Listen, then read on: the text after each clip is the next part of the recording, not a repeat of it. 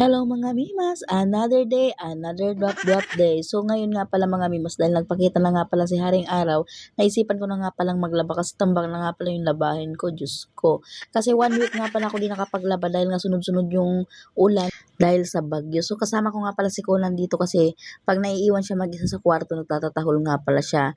Then inumpisahan ko na nga palang magsabon, bali hindi naman na siya masyadong madumi kasi mga pampasok pang alis ko din naman yan, bali pawis lang naman yung tatanggalin natin dyan. Saka binabad ko na rin naman siya kahapon kaya malambot na lang siyang kusutin. So ayun nga pala mga memas, tapos na nga pala akong magkusot yan, bali nagbabalaw na nga pala ako ng mga puting damit.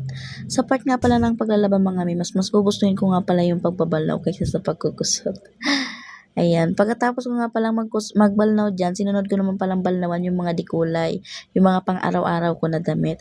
Then pagkatapos ko nga pala diyan mga memas, chinek ko nga pala yung tilapia na minarinate ko pagka-out ko, kasi piprituhin ko na nga pala siya.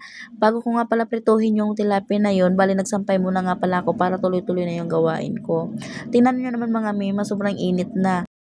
Tapos na nga pala ako mga mimas magsampay, bale ayan nga pala lahat ng nilaban ko, sobrang dami, tambak talaga. Pero ang sarap sa pakiramdam pag nakikita mo yung nilaban mo na kahit sobrang dami, nakakawala ng pagod. So pagkatapos ko nga pala mga mimas magsampay, nagpainit na nga pala ako ng kawali kasi magpiprito nga pala ako ng tilapia. Yun nga pala yung binabad ko nung pagka-out ko, bali binabad ko sa suka, paminta, asin, with bawang. Din ayan, prinito ko na. Bye-bye!